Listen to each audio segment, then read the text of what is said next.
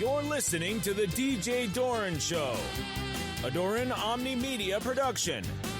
Warning, the DJ Doran Show contains adult language, mature content, cerebral debate, and thought-provoking conversation. Listener discretion is advised. Call 312-235-2281 to be a part of the discussion. That's 312-235-2281. And now, Chicago's perspicacious host of your sane radio obsession, DJ Doran. All right. Well, welcome to another edition of the DJ Doran Show. I'm your host, DJ Doran, and I'm here with my sometimes co-host, Rachael V. Yeah, that's me. Hi. Hey. So today's show is going to be a little bit different in that it sort of was unplanned, but I want to talk about it. I want to talk about what we're going to talk about today, and the subject is twofold. We're going to talk about friendship and what it means to be a friend, what friendship means to me, and what is it like when you lose a friend, like I did this just a couple of days ago. Yeah. And then the other thing I want to talk about is truth. What is the truth? What are you seeing and what are you hearing, on the internet or on TV or on the radio or on podcasts? What is real? What is the truth?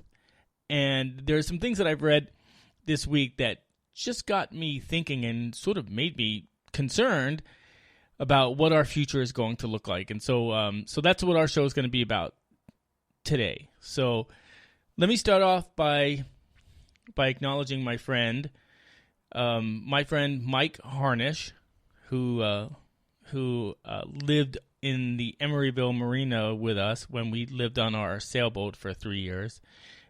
He passed away suddenly this week. I had just spoken to him on Tuesday, and he passed away the next day. And it was traumatizing, to say the least, and I'm still not really sure how I'm dealing with it. I acknowledge the fact that he passed away, but it's sort of like, it sort of feels like a rip. Like I wasn't ready. I wasn't prepared. He wasn't sick. There was no long illness or anything like that. It was just I talked with him on Tuesday, and he died on Wednesday. And it made me, first of all, very sad, and I am very sad. But it made me start to think about the importance of friendship and the importance of telling people that are your friends how much you value them, how much you love them, how much you appreciate them, because you have no idea when that day is going to come.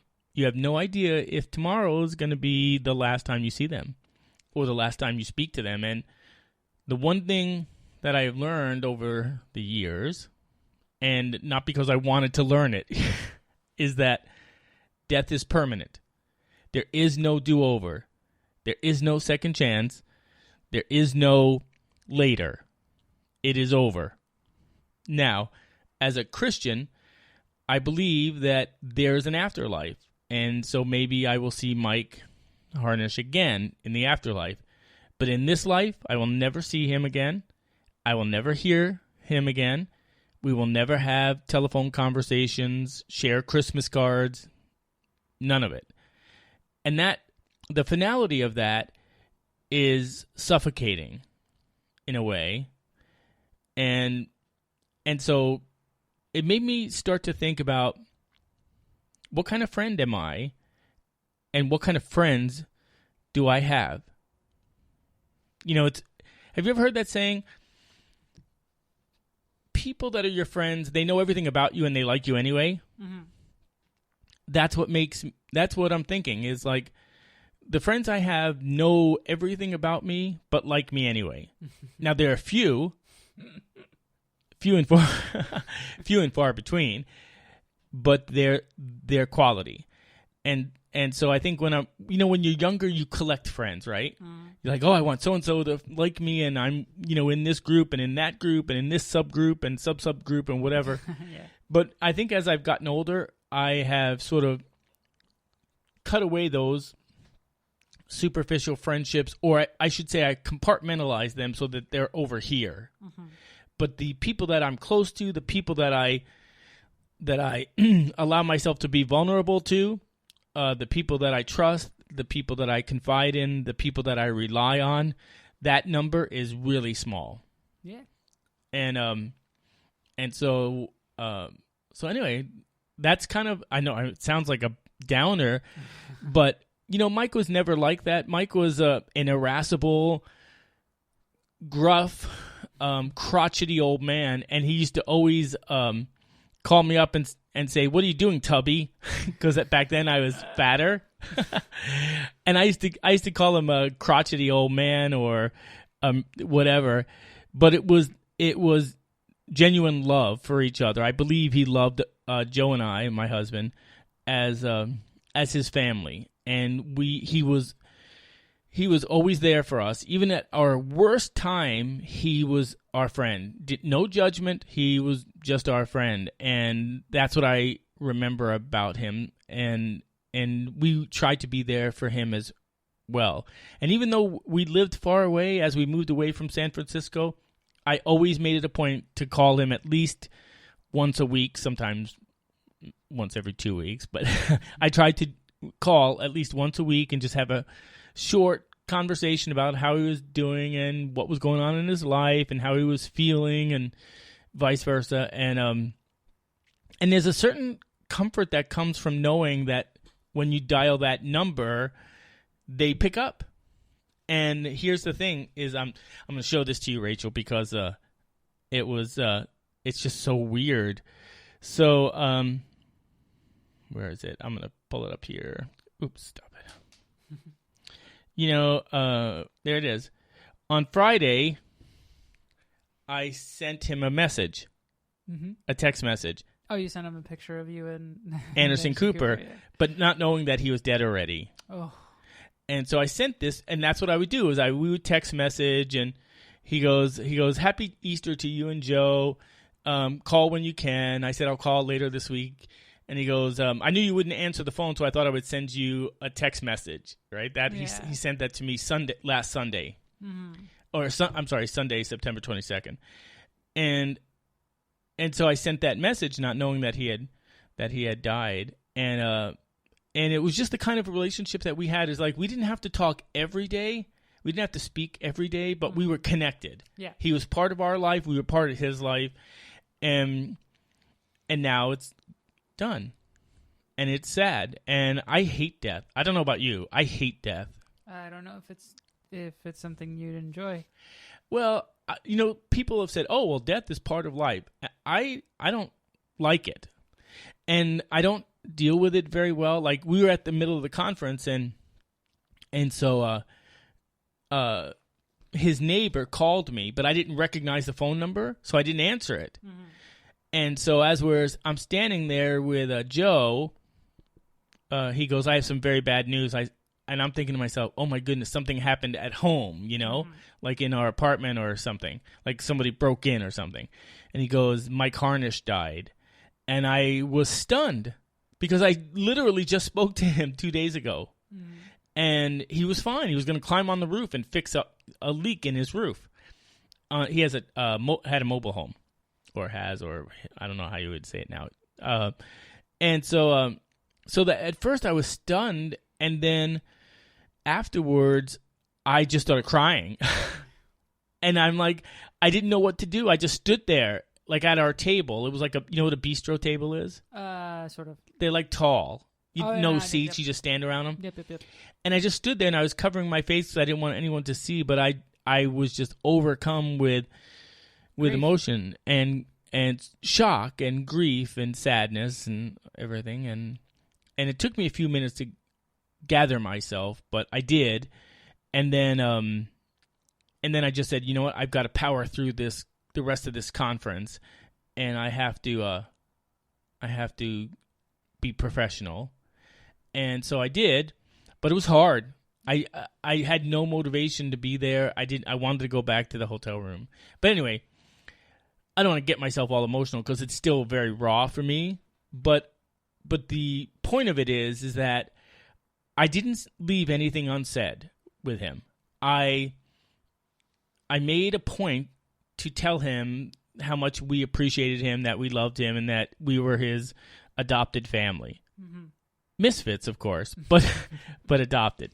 And I believe he felt the same way in return. And I will miss that man absolutely, because there was a realness to him that was so rare. It's so rare, which is a good segue into the second half of the show. But he was just a genuine person. Now, was he rough around the edges? Yes. And did he have like a short temper? Sure. But that man would give you the shirt off his back and share his last slice of bologna if he had it. And they don't make people like him anymore. He had a lot of demons. He had struggled with alcohol and with divorce and all that. So he struggled with all those things, but this was one of the finest individuals that I had the privilege to know in a short period of time that I know. Well, I shouldn't say short. I've known him for 10 years, but it was he was just a great individual, and I am going to miss him tremendously. And I don't. It hasn't hit me yet because it's not my 1 week cycle to call him. Mm-hmm. So right now it's like I wouldn't be calling him anyway. Because I used to try and make it a point to call him every Sunday. Mm-hmm. But this time we were out of town. Yeah. So I called him before we left, and then Sunday we got back on Saturday, and Sunday I was so busy I didn't call him, and it's funny because today I was like, oh, I have to call Mike Harnish. I have to call Mike. And and then it hit me. Yeah. And now it's like, I don't know, very sad. So friendship to me is more than just showing up, right? It's more than just being part of a circle. Yeah. Friendship is having a genuine interest in someone's life, caring about what's happening in their life, sharing your successes and failures, your triumphs and tragedies, and still being there. Friendship is, to me, accepting someone for who they are, faults and all. Yeah. Rich or poor, successful or failure, doesn't matter, because his friendship, our friendship, was with the two of us as people. Didn't matter who had what. Yeah. And when we needed help, he didn't even ask. He didn't ask why or whatever. He just was like, what do you need? And we got it. And when he needed help, when he was going through some rough times, he called me up, and there was not even a question about it. Done. That's friendship. That's real friendship, which I think I want to reflect on, and I will reflect on. How am I a friend? How am I a friend to my friends? Mm-hmm. I don't know about you. Do you take your friends for granted? No, I don't. I learned that pretty recently to not misunderstand what it's supposed to be. And like, I've been with certain friends or groups of friends for a certain amount of time, and what they mean to me after a while. So I kind of grew to understand why they're in my life. I don't want to say I take my friends for granted, but I do take for granted that they're going to be here. And I've done that. Like, I don't really entertain the thought that they're not going to be there. Well, I've moved a lot of times in, the 25 years I've been alive. So a lot of times I wouldn't be able to keep in touch, or people don't want to keep in touch with me, or sometimes they just, fall off the face of the earth. And so After a while, you start to understand, or at least I did, pretty early on that, people, you gotta enjoy your time with somebody while you have it, because it might not, you might not get all as much as you really, really think you want. Yeah. I moved around a lot, and I didn't keep track of my friends, like I always, when I moved, your friends go on the wayside. Mm-hmm. I find myself having friends that are in my present, you know what I mean? My present life.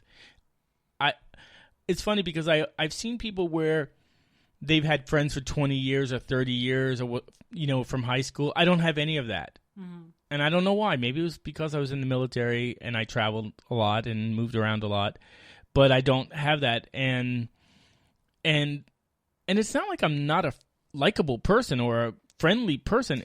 It's just you guys didn't have cell phones. We didn't have cell phones back then. So when we moved, it really was a disconnection, from people. Now it doesn't matter. You can have a friend in Bangladesh and they have FaceTime or Facebook or what have you. Mm-hmm. That part I do like about social media and technology. But I can tell you this, that no Facebook and no FaceTime and no Snapchat is going to connect me with anyone who has passed. Obviously. And that is that's why that those things are great, but it doesn't replace being there. It doesn't replace being in someone's life and making the effort. And that's the other thing too, is friendship is more than just taking. You have to give, and friends give and take. So you get something from being friends with someone, and then they take from you what they need to feel satisfied in the relationship. But it's funny because nowadays there's so many people that say, "Oh, look at me, I'm your friend, I'm your friend, I'm your friend," and I want to think like, are you though? Or are you just clinging to me for your own self-serving needs, or are you just collecting me? Like, let me ask you, how many friends on Facebook do you have? I guess a lot. Okay, do you talk to them all? Not all of them. Yeah, I go through my Facebook list. I don't know, have any of you done that? I'm not asking anyone out in the blogosphere. I go through my Facebook friend list, and I was like, I haven't talked to them in 2 years. Why are they friends with me? Why do they have any interest in what I'm doing? They don't have any interest to email me or message me or talk to me. Why are they part of my friends list? So I clear people out, and then people say, "Oh, why'd you unfriend me?" I unfriended you because I never hear from you. We don't have any sort of interaction. You've just collected me. I'm one in this stable of people, and I have now whittled down my friend list to, I have 2 categories: friends and acquaintances. Friends are my friends. Acquaintances are like business associates, and I'm fine with them being in that list. But I'm talking specifically about my friend list. Exactly. That is dwindling and dwindling, and every time I go onto Facebook, I look at everyone and I say, okay, I haven't talked to you in a year. Gone. Go to the acquaintance list. Because, why would you share your intimate details or your photos of your family with someone that you don't interact with? True. And if they don't interact with you, why would they be interested? So why are we connected? That doesn't appeal to me. Mm-hmm. So with my friend Mike's passing, I am reevaluating what it means to be a friend and what my friends mean to me.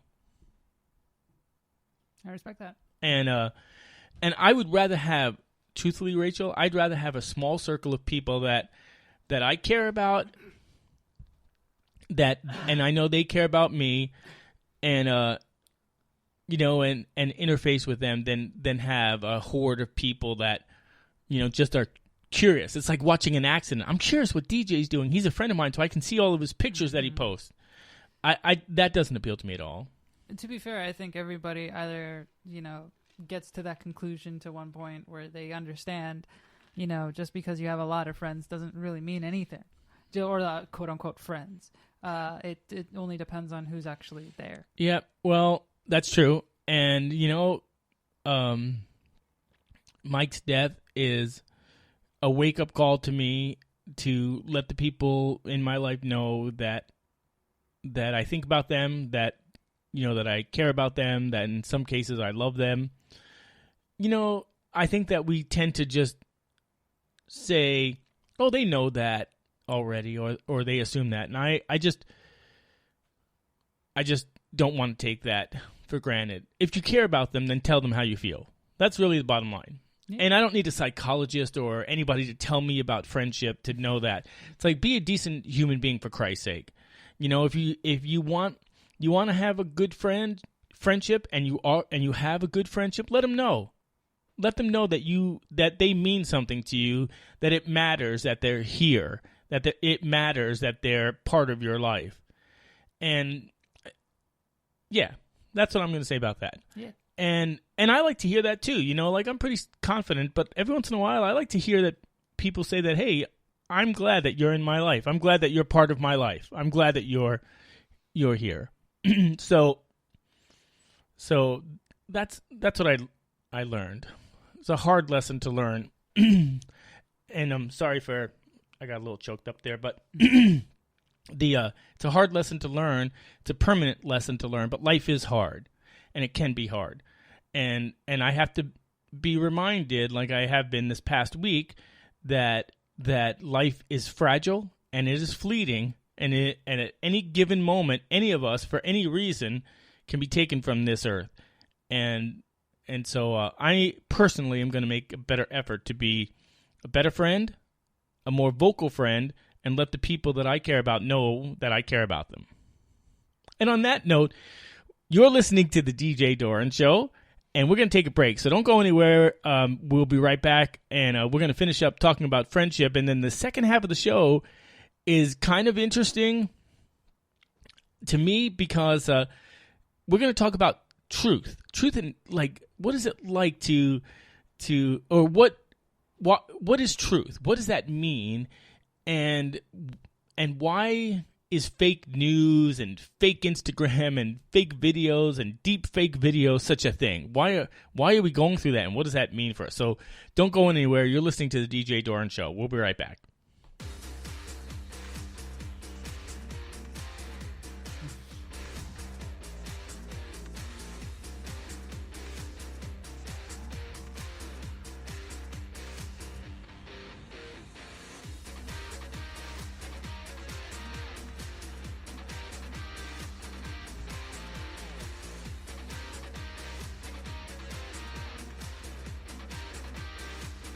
This episode of the DJ Doran Show is brought to you by our friends at Joe Eats World, featuring Chef Joe Morales as he eats and drinks his way through life, sharing recipes, dining experiences, and cooking tips. Be sure to follow him at joeeatsworld.com and on his Facebook, Twitter, and Instagram. All right. Well, we're back, and I'm here with Rachael V, and we've been talking about friendship, and I've been talking about the recent passing of a very close friend of mine, sudden and tragic passing. Natural causes, of course. I think he passed away in his sleep or while he was watching his beloved television. But it made me reflect on friendship and why it's important to me and what it means to me and how could I be a better friend and to the ones that are still here. And it also made me realize that life is fragile and life is fleeting, and we need to live our life to the fullest every single day, every moment of every single day, because we don't know what tomorrow brings. There may not be a tomorrow, for that matter, for some of us, God forbid. But if there's no tomorrow, I want to know today that I lived my life to the fullest. Yeah. Hey, I think we need to ask our audience, what do you think about that? They like it. They like it. Hey, Mikey. All right, well, so our audience likes it, and this is, the perfect segue. We're, like, on the second half of the show, and I want to talk about truth, and I want to talk about, I guess the only word that I can think of is truth, for God's sake, because I don't know if you follow any of this, but, we've been hearing a lot about fake news and we've been hearing a lot about Instagrammers, that doctor their photos, or there was an Instagrammer that I saw who she got busted because there were the same clouds in all of her photos. Right. Did you see that one? No, I remember you showed me it. Yeah. So the same clouds in all of her photos, and she's like, "Oh yeah, I doctor my photos. It's creative license." But isn't that dishonest? You know, you're not an artist. You know, you're posting photos that people are taking at face value, thinking that this is where you are or this is what you're doing. You know, as it's connected to whatever post you're posting. And then it brought to the, I don't know why, but it always seems like it's women. You know, it brought to the forefront this other woman who was posting this photo and posing like she was going on this big mountainous hike. But then her sister took a zoomed out photo and she was in her backyard. You know, it's like, what is real anymore? You know, I did hear something that someone who was in my Uber who worked for an agency in Washington, D.C. and monitors societal behaviors was telling me that people get upset or get envious of other people's lives, Yep. right? I can tell you right now, yes. That's the entire reason to do it. Yeah, and then, but you're only seeing like 5% of their life. Still, if you're jealous of that 5%, then the goal was accomplished. Yes, and so they get jealous of someone else's life. And then it releases a dopamine and it gives you a euphoric thing, just like crack. You know, it is. It's like crack. It's the same drug, you know, the chemical in your brain from smoking crack. And I guess the thing that I always sort of thought was, okay, all of these really good-looking people, all of these super fit people, and they're doing all these different things, and people follow them blindly and say, oh, and look at them, and they're doing this, and they're in that. And I wonder how much of that is true. You know what I mean? And because now with Photoshop and all these other film editing things, I could basically create a whole montage of me traveling the world and never leave my desk. And if I was good enough, you would never even know. And then I thought to myself, from an ethical standpoint, is why would you do that, number one? And number two, how do you feel after you do that? You know, like you're hoodwinking people. And so today I saw this article, and then I watched a video about it. It's called Deep Fake Videos. Have you ever seen those? Yeah. So basically, if I understand it correctly, it's not too commonplace now, but it is gaining popularity. So an actor or somebody else can say the words, I'm going to say, I hate chocolate, right? They say the words, I hate chocolate, and then they take my face, and then they superimpose my face onto the other person's face that said it, and then it looks like my face now is saying, I hate chocolate. And we all know that that's not true. But you get my point? So then they put out these videos, and you're thinking that, oh, DJ he posted a video that he hates chocolate. But I never said it. Doesn't that scare you? Not really. Why? That scares the shit out of me. Because we've been around this kind of technology for, you know, even longer than me. I mean, you've seen fads in and out of everything. So when it comes to the internet, when it comes to violent video games, when it comes to cell phones, but I'm talking about this is like fraud. This is like attributing. This is not just an image that you're watching. This is attributing something to another person that never said that, but making it appear like that person said that. It would be, okay, you're transgender, right? Yes. Okay, it would be like somebody superimposed, like they said, I hate transgender people. Yeah. And then they superimposed it onto my face. And so it looks like I'm saying, I'm saying I hate transgender people. And then you call me up and you're like, DJ, what the fuck? Right? Yeah, I doubt I would be so mad about that because it wouldn't sound like you. Well, that's because you know me. Yeah. But I'm just talking about, what about all the other transgender people that don't know me and it's on YouTube or something and they're like, oh, don't listen to the DJ Doran Show because DJ Doran hates transgender people. Do you see what I'm saying? I do. That's what scares me. And there are legal things in place for whenever people use somebody's name and has somebody quoting incorrectly. I know, but listen, business. We both know that people don't care about that. I've been through this, Rachel, where we won in a court of law and the truth was the truth, but it didn't matter because somebody else was posting shit that was completely untrue. And people believed it because they want to believe it, or they're lazy, and even my attorney at the time, I'm not going to go into the specifics, but my attorney at the time said, well, we can fight it, and you can get a summary judgment against them, and big fucking deal. What is that going to do for me, right? The damage is already done. My reputation is already damaged. That's what scares me. Gotcha. And So, yeah, I could spend $10,000 because that's really what attorneys say as a retainer, almost every one of them. Oh, $10,000 retainer. So I shell out $10,000 to go after someone to win something that does absolutely effing nothing. And so what happens? We don't do anything. And because we don't do anything, it continues and continues. So that's what makes me, I think, the most nervous. But it also made me think about, like, my show, right? Like, this show. What is this show?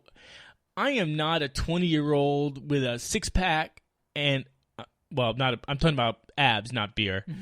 I don't have all of my hair. I have a lot more than most, but, my hair's thinning. I have more wrinkles. And I thought to myself, who's going to watch or listen to my show, right? Not when you can see some of these people that are gorgeous with perfect teeth and, unblemished skin and whatever. And it made me think that maybe there's going to be a backlash at some point where people are going to just want to listen to something or watch something that's real, not airbrushed, photoshopped, staged, you know what I mean, manipulated. That, and if that's the case, I'm already totally keyed in.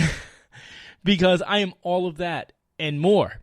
I'm just a regular guy. I am the regular guy. I have a radio show and I talk about things that interest me, but I am not going to go to the gym and work out to create this image. I'm 59, for God's sakes. I just have no interest in doing that. I like chocolate.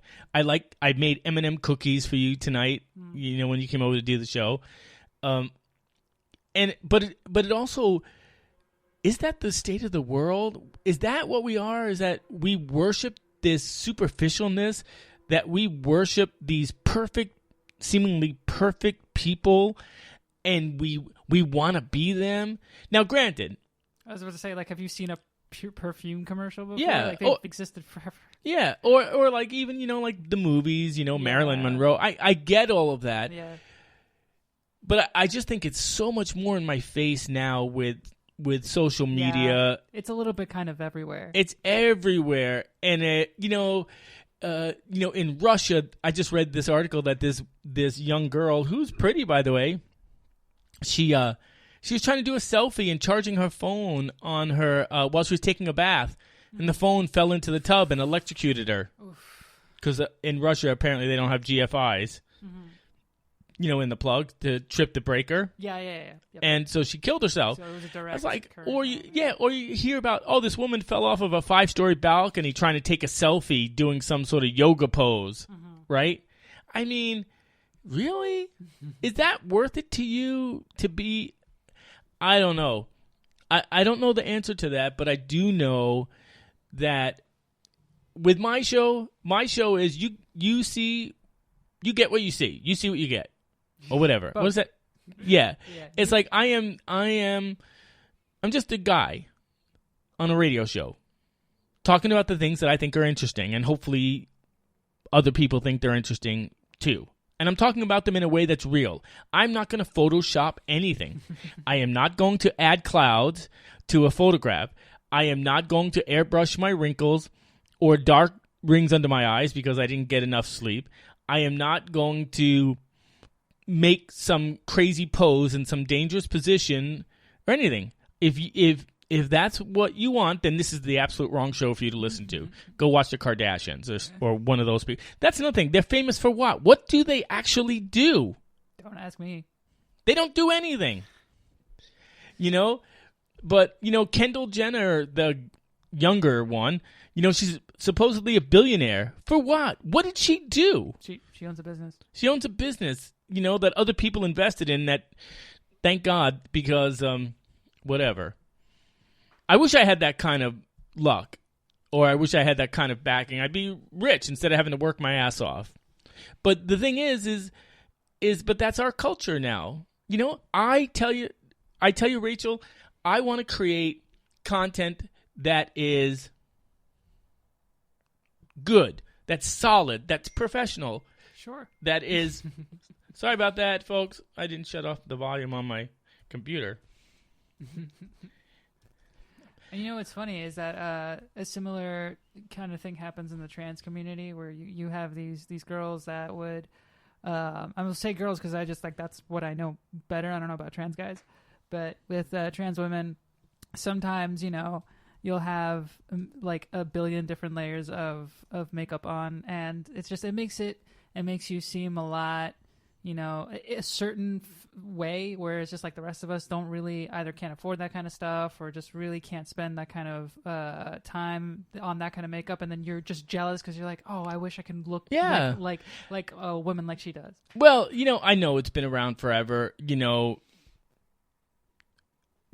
Listen, the perfect body, even in the 50s, they had all that, you know, perfect makeup and, you know, the house. I mean, I get it. I totally get it. It just seems that back then you read it in magazines, saw it on TV, but now with social media, it's, you know, people are competing. Did you ever read that story about this place in California where they had these wild blossoms that happen once a year? They're beautiful flowers. Well, all these fucking Instagrammers flocked to there, including people that landed a helicopter in the field, and they basically trampled all the blossoms, and to the point where the farm that had the blossoms actually had to close it because there were so many Instagrammers there. It's like, come on. I can tell you this, Rachel, without any reservation, I will never be that guy. Never. Well, I know that. I will never be that guy. Listen, I'll talk about stuff. I'll take pictures of my real life as it is. No editing. Nothing. And that's what I'll post. And if that doesn't wow you, okay. I got it. I mean, to be fair, I still wow people, or rather my friends. I still don't use filters on my pictures, man. I post them up on Instagram and people are like, oh my God, you're so pretty. And I'm like, yes, I know. Thank you. I just threw up in my mouth a little, but that's okay. I'm extremely confident. Not you, Miss Wallflower. Listen, I built a self-confidence after, you know, coming out as trans, and I'm like, oh, hey, I'm attractive. I like that. I like things about myself. I feel good about myself. And so I'm like, whenever you resonate that with others, they see it, and it's not, you know, it doesn't come off as pretentious or anything. I know. You know, I got to tell you, years ago when I was younger, my mother said to me, I was struggling with some self-esteem issues, and she goes, if you don't like yourself or respect yourself, how can you expect others to? Yeah. So she goes, start with that. Mm-hmm. Don't worry about what others think. Like and respect who you are first. And I have that confidence as well. I mean, I like to be liked. Who doesn't, you know? Yeah. But on the other hand, if nobody liked me, I like me. Mm-hmm.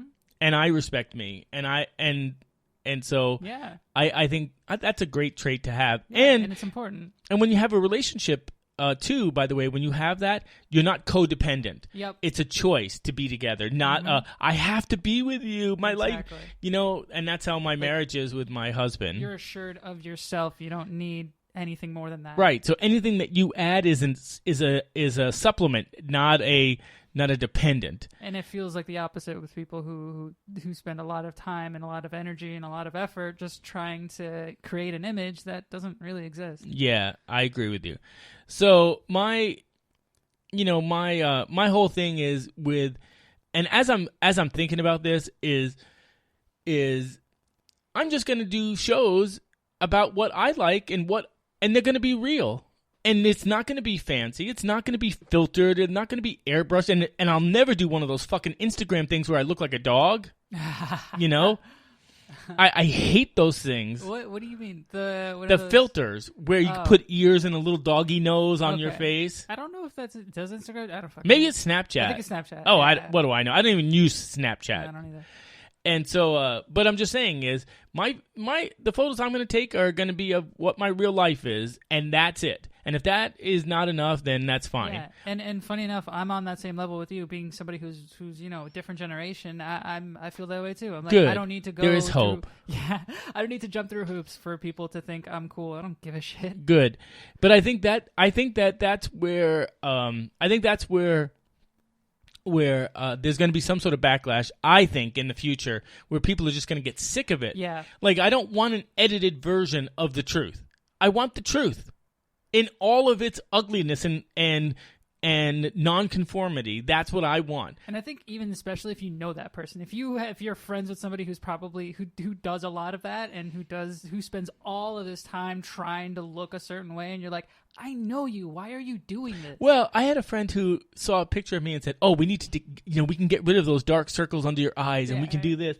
But then you look like you can tell when you see a photo, it looks photoshopped. You look like you died, and the embalmer, and the mortician like put on that, extra heavy makeup so that all that. No, thank you. I'm not ever doing that. I'm telling you right now, ladies and gentlemen, I will never do that ever. It'll never happen. So. And that also made me think about what my show is. I'm not pandering to anyone. I'm just talking about life. Very true. From my perspective, I don't know, would I be considered middle age or? I don't know. I'd be the wrong person to ask.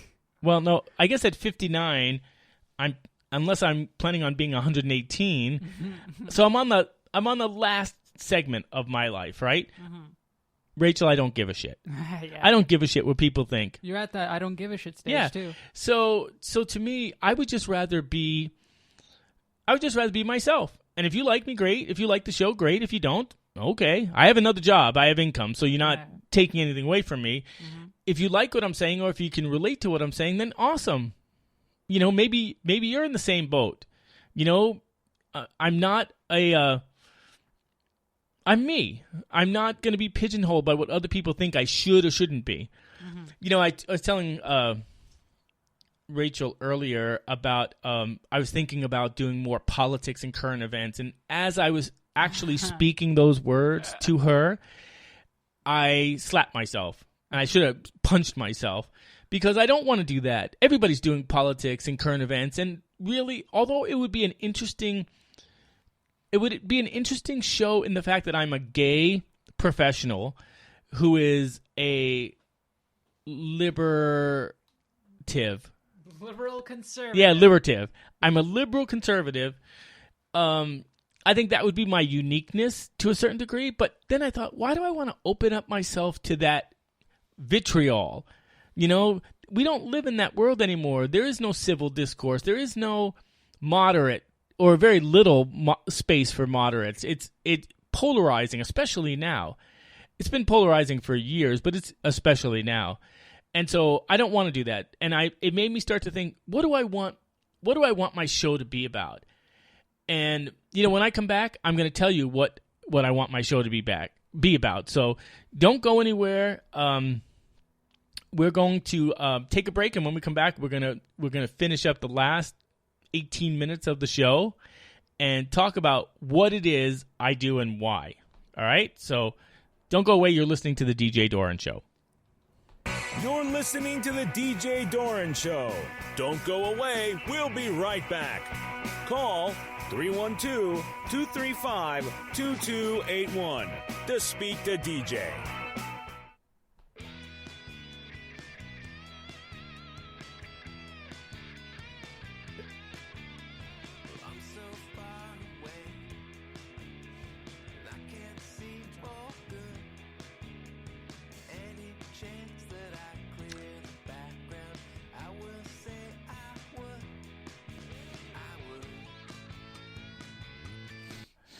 Well,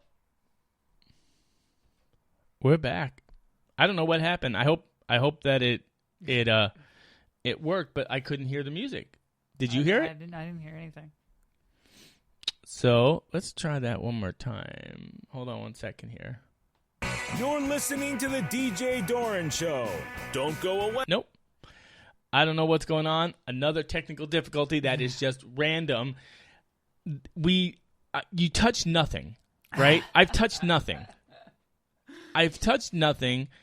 And so it worked and everything else. So let's try this. This worked earlier. So hold on.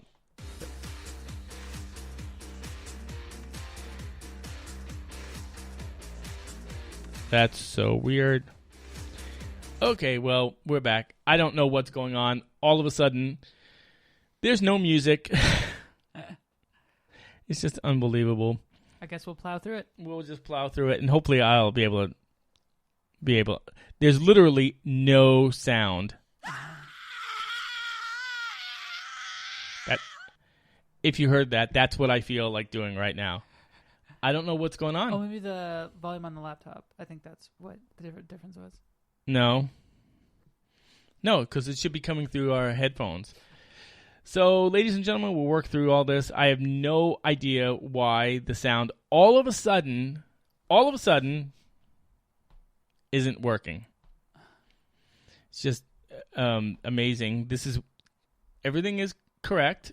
The output, the input is all correct. So, I have no idea. It worked earlier, so that was the cool part. So I don't know what's going on. Anyway, I'm just gonna go on, and if we don't have any sound, then we don't have any sound. But it made me think about what I want my show to be about, and I don't want to do politics. Although politics interests me and current events always interest me, I find that the news shows the worst part of our society. That's what we see. We're inundated with the worst part. Somebody shot somebody threw a baby off the balcony, drunk drivers, gun violence, politics, they hate this, they hate that, they hate this, they hate that, fighting. I mean, that's what the news actually thrives on. I mean, that's the only reason you see so much of it is because that's what people want to read. Right. So that's what interests people anyway. That's what gets them paying attention, and that's how they make money. Well, that's the thing is I don't want a show about that. That's been played over. You can get that so many other places, and other people can get you all riled up and whatever. But what I want to try and do is, why can't we create a show about people doing good things? Good people doing good things, and the positive side, the renewing side, the reaffirming side of life, like people that make you laugh, people that are doing things that are helping people, things that are interesting, things that are thought-provoking, things that make you stop and go, huh? Sure. That's what I want to do, and there are got to be people that want to hear that need a break from the constant vitriol of Washington or the never-ending barrage of hate and violence that they see on every news channel. I mean, I often wonder, I go to the movies. When I go to the movies, I go to be entertained and to escape. And I often wonder if people go to the movies to just get away from life. It used to be you didn't see it. You had to read it in the newspaper or listen to it on the radio. Now it's everywhere. First thing in the morning on your computers, headlines, on your phone. You get no peace. Nope. No peace and quiet. So let's do this. Let's make a commitment, Rachael V, that we're going to make a show that people listen to that reaffirms the goodness of society, that reaffirms that life is worth living, that reaffirms that there are good people doing good things, and that teaches and helps and guides rather than tears down and destroys. And I kind of feel like that's what I really want to do. And I don't know why. I always wanted to get into the fight of politics because I think inherently I'm a fighter, and I want to fight against fake news, or I want to fight against injustice, or I want to fight against inaccurate information, but and don't get me wrong, it is fun. It is kind of fun, but you have to have a thick skin, which I have. Yeah, but at the same time, you do get a certain joy out of it. Yes, and I do get a certain joy of winning the argument, if you will, or whatever. But there's also a byproduct. There's also a what do you call that when you take a drug and you have a side effect? A side effect. There also is an unintended side effect, and that unintended side effect is that you start to become cynical.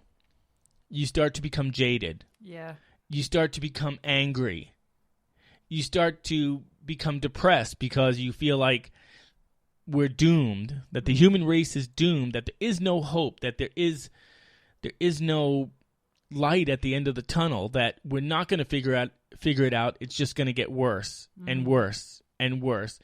And I think that is an easy rabbit hole to fall into. I agree. And so I am going to make the choice that the DJ Doran Show is going to be about positivity. Okay. It's going to be about the goodness of people. I am going to fight the urge to report, comment, or shine the spotlight on the negative side of society. And instead, I want to focus on the positive side. And I think that's kind of new for me. Mm-hmm. You know, being in media, I've always reported on the negative side, like, you know, the laws against the LGBT community, or the fights in the Supreme Court, or you know, politicians doing this and that or the other thing. And even though this is an election year, while everybody else is foaming at the mouth talking about politics and all the hateful and vitriol that is going to come out of it, and believe me, it's going to get bad. Mm. I want to talk about two people that are making a difference. I want to talk about the goodness. Yeah. I want to talk about the goodness.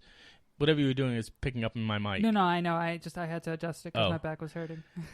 Oh, yeah. And so that's what I want our show to be about. That's what I want the show to be about. I want it to be about that. We can learn about things that are interesting. You're probably too young, but do you remember this guy from CBS News? His name was Charles Kuralt. Mm-mm. Okay, you're too young. Yeah. But he was on CBS News. He was kind of a heavyset guy, but he did this segment where he drove a small motorhome. He drove it across the country. And all he would do was stop in these little places and talk about the goodness that is America. And I often thought, we don't ever see that in the news, do you? Do you ever see that? I don't watch a lot of news anymore. Well, very little. You don't see it. Yeah, you don't see it. I'm just saying, everything that's on the news is impeachment and Syria and China. And then murders. And murders in Chicago and this and that. But I really liked watching that show for the time that it was on, because it made me realize that there's so much more. There's so much more in this country and in the world of people doing good, being good, you know, helping others and coming together and what have you. But if you watch the news, you would never even know that existed. And I am going to make the conscious choice that we are going to lead the revolution, and we are going to focus solely on the good things people are doing, the interesting things that are people doing, the newsworthy things that people are doing to contribute to the fabric of our society, both here and abroad. Okay. That's what we're going to do. And so other people can talk about politics and get involved in that and talk about, I destroyed these liberals, and the liberals talking about, I destroyed these conservatives and this and that. You go ahead and do all of that. Yeah. I want to focus on the other part of society, the LGBT part of society that is every day. You know, we get up, we work, we have kids, we have families, we struggle to do everything. We're not out there marching, protesting, or any of that. We're living. We're living our life, and we're doing things, and we're helping things, and I want to do that. So that's what we're gonna do. Okay. That makes me feel better. So starting forward, our focus is going to be on the good that's in this world. Okay. And I'm happy about that. So I had a really sad week. You know, like I was telling you earlier, my friend passed away, and maybe that's why I'm being reflective right now. But I'm not over it. It's going to take me a while to come to terms with it. But I think that I'm going to disconnect. I know this is hard to imagine for me because I'm such a news junkie, but I'm going to disconnect from the news. I'm going to disconnect from the constant bombardment of negativity and negative images and negative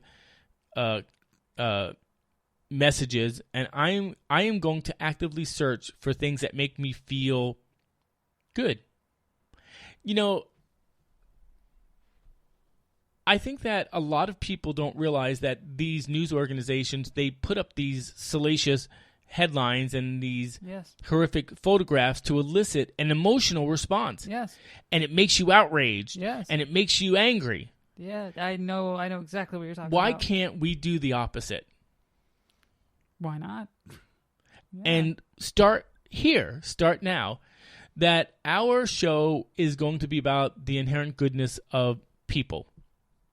And I think the next show I want to try and do, and I hope I'm going to promote it, and I hope that we get some responses. I want people to call in and share their coming out story. You want next week to be about coming next out. Episode to be about coming out. I want what made you what effect did that have on you? Mm-hmm. And the good and the bad, and how is it shaping who you are? And I think that is a story that never gets old. Like exactly. I really want to learn about other people's journeys, because my journey was unique. Your journey was unique. Yep. And I'm sure other people's journeys are unique. And I've now sort of come to the realization that these things in politics and current events, although they're interesting and they are challenging, that's not where I want to focus anymore. I want to focus on the positive side of humanity. I want to focus on the things that make people smile. I want to focus on the things that lift people up, and I want to focus on the things that make me feel reaffirmed that humanity has a chance in the future. That there are people that are maybe not out and visible as some of the others, but they are doing things. Because there's got to be more. Because if there isn't, Rachel, we're fucked. Oh, trust me, there's a lot more. Yeah, and I truly believe that. And so that's what we're going to be focusing on. All right, well, having said all of that, I don't know if the sound is working because I can't hear it in my ear, but let's do the show closing, and hopefully you'll tune in next week. By the way, we're going to be doing 2 shows this week, so we're going to do a show today, Monday, and then we're going to post another show or record another show on Thursday, because Joe and I are going to be in Mexico for vacation at the end of the month, so we want to make sure that there's a show posted every week. So the next show, we're going to talk about coming out, and hopefully people will call in and share their coming out stories. Mm-hmm. You're listening to the DJ Doran Show. You can follow us on Apple Podcasts, Google Podcast, Spreaker, Stitcher, SoundCloud, Podomatic. Did I miss anyone? Spotify. Mm-hmm. So make sure you take a listen to our show, like us, follow us, and all that good stuff. Also, you can go to our website at djdoran.com, and you can see our shows there. Or you can follow the KWIR Media Network on YouTube, and our shows are posted there as well. So until next time, have a wonderful evening. You've been listening to the DJ Doran Show. Thanks for listening to another edition of the DJ Doran Show. You can find us on Apple Podcasts, Google Podcasts, SoundCloud, Podomatic, Stitcher, and all of the other major podcasting sites. Just search for The DJ Doran Show.